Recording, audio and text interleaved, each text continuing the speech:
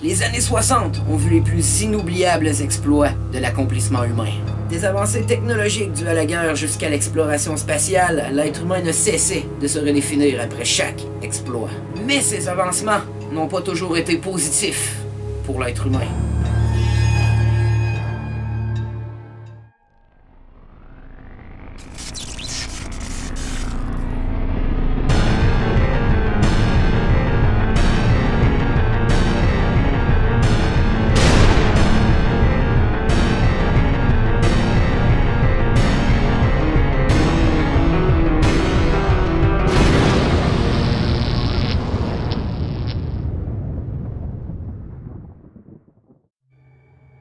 Le projet MK-Ultra est le nom de code d'un projet illégal de la CIA des années 1950 à 1970 visant à manipuler mentalement certaines personnes par injection de substances psychotropes ou par signaux bioélectriques. De 1951 à 1963, il se nommait le projet Artichoke. Le projet Bluebird lui est aussi apparenté. Après la Deuxième Guerre mondiale, la lutte pour la puissance mondiale était principalement divisée entre les États-Unis et l'URSS. C'est pendant cette période que les États-Unis mettent sur pied le projet Paperclip, qui visait à recruter d'anciens scientifiques nazis dans le but de bénéficier de la technologie jadis ennemie des nazis, avant que les Russes n'entreprennent de faire la même chose. C'est ainsi que Wernher von Braun fut recruté lors de la course pour atteindre la Lune, au courant des années 60. C'est aussi dans le cadre de ce projet que les scientifiques nazis divulguent le projet de recherche sur le contrôle mental. Intéressés par l'idée, les Américains lancent le projet Bluebird en 1951 qui deviendra plus tard le projet Artichoke. Le projet Artichoke avait pour but de tester les effets d'une dose régulière de LSD à l'insu de civils américains et canadiens. En 1963, le projet Artichoke devient officiellement le projet MK-Ultra. Dirigé par le Dr Sidney Gottlieb, le projet MK-Ultra fut lancé sous l'impulsion du directeur de la CIA, Allen Dulles, le 13 avril 1953, en réponse à des utilisations supposées de techniques de contrôle mental qui auraient été faites par l'Union soviétique, la Chine et la Corée du Nord. La CIA voulait développer des techniques similaires. L'agence voulait aussi être capable de manipuler des dirigeants étrangers et de tester ces mêmes techniques sur Fidel Castro. En 1964, le projet fut renommé MK Search. Le but était de produire un sérum de vérité destiné aux interrogatoires de personnes soupçonnées d'être des espions soviétiques et plus généralement d'explorer les techniques de contrôle mental.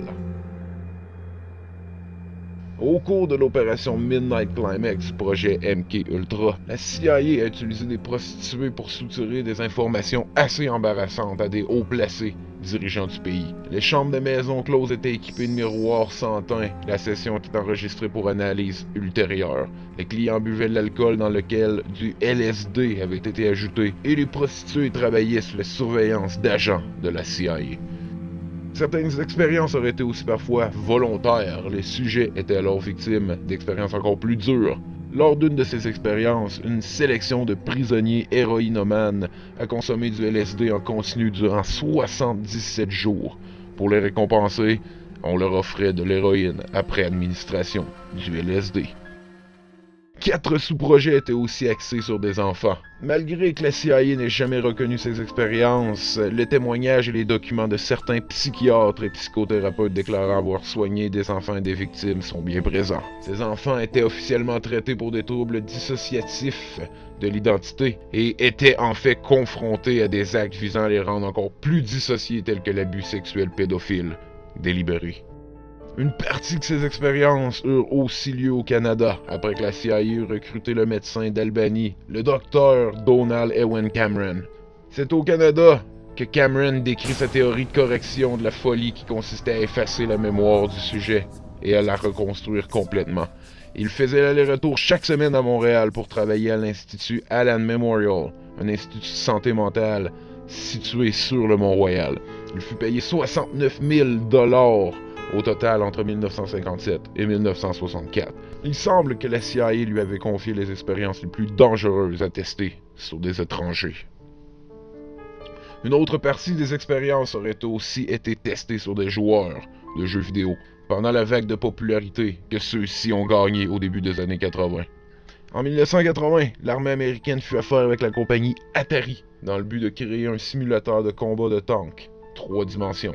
C'est au même moment que certaines personnes auraient commencé à voir une mystérieuse machine d'arcade, arrivée en Oregon.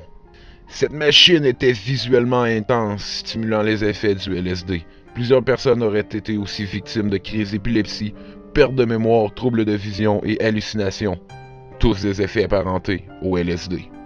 En 1972, Richard Helms, le directeur de la CIA, ordonna la destruction des archives du projet. Il est donc difficile d'avoir une compréhension complète de ce qu'était le projet MKUltra réellement. Cependant, des milliers de documents furent découverts en 1977. Le projet fut définitivement stoppé en 1988.